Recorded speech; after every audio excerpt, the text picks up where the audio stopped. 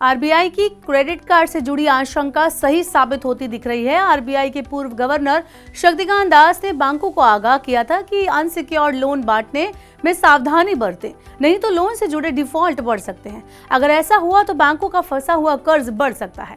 Credit information agency CRIF high mark की report अब इसी तरह के संकेत को दिखा रही है। CRIF की रिपोर्ट के अनुसार देश में क्रेडिट कार्ड के बिल भुगतान से जुड़े डिफॉल्ट तेजी से बढ़ रहे हैं। इससे क्रेडिट कार्ड का बाजार अब धीमा हो रहा है। नए जारी किए गए कार्डों में कमी आ रही है। इस रिपोर्ट में टॉप कार्ड जारी करने वाले यानी TCI और मीडियम कार्ड जारी करने वाले यानी MCI के बीच कारोबार और उधारी के बारे में तफसील से ब्यौरा दिया गया है।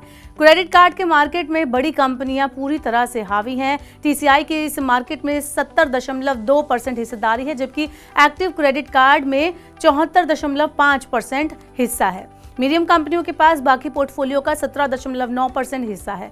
रिपोर्ट के अनुसार जून 2024 तक क्रेडिट कार्ड का बकाया सालाना आधार पर 26.5% बढ़कर 3.3 लाख करोड़ रुपए हो गया। क्रेडिट कार्ड का कर्ज अनसिक्योर कैटेगरी में आता है, क्योंकि इस कर्ज के एवज में होम लोन या गोल्ड लोन की तरह कुछ एसेट या फिर सिक्योरिटी को गिरवी रखने की जरूरत नहीं होती। ऐसे में अगर क्रेडिट कार्ड का कर्ज बैंकों को वापस नहीं मिलता है तो इसका असर उनकी वित्तीय सेहत पर पड़ता है।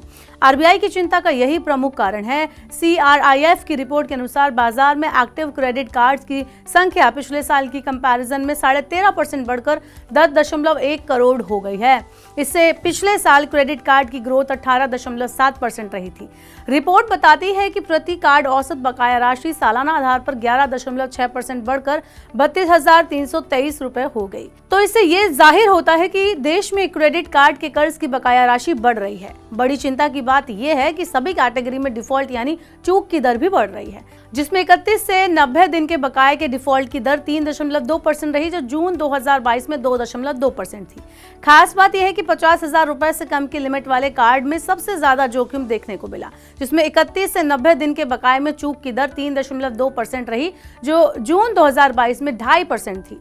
मीडियम कंपनियों के कार्ड धारकों के डिफॉल्ट और भी बदतर हालात में पहुंच गए हैं। हालांकि आरबीआई की सख्ती के बाद बैंकों ने नए कार्ड जारी करने में कुछ सतर्क रुख अपनाया, जिससे नए कार्ड जारी करने की दर में तेज गिरावट आई।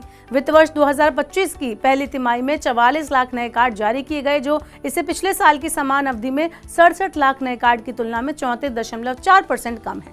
इस तरह फाइनेंशियल ईयर 2023 की तुलना में फाइनेंशियल ईयर 2024 में नए कार्ड की संख्या सिर्फ 4.7% बढ़ी।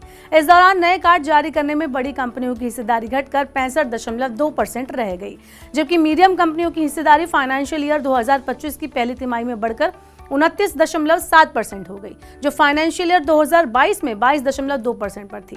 देश में क्रेडिट कार्ड का इस्तेमाल लगातार बढ़ रहा है। Credit limit, cashback, reward points, तमाम कारणों से क्रेडिट कार्ड पॉपुलर हो रहे हैं। कोई सामान पसंद आया, तुरंत खरीद लिया।